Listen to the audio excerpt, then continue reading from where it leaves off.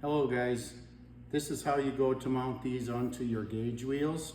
You take this ring and you set it in the inside here so it's flush with the rim all the way around. And when you feel that, just take a screw, put one in here, run it down halfway.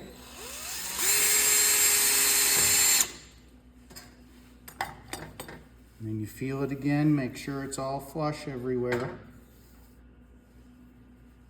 Go straight across, put another one in.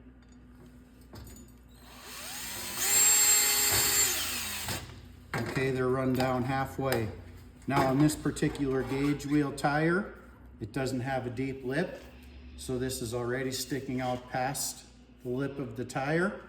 So all you gotta do is just take this and run these two down and do the other four and you're all done.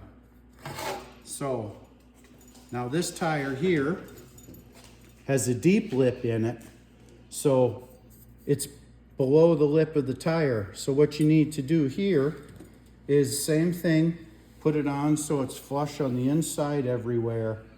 Put two screws in across from each other halfway down. Make sure everything is still flush. And then you raise this up and you take 2/4 inch lock washers and you put them underneath this hole. And you put the screw down into it. Let it drop down onto the rim. Everything is good. Take this, run it down halfway.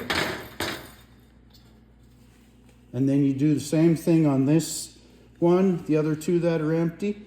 When you get those done, you take these two out and you put the washers in there.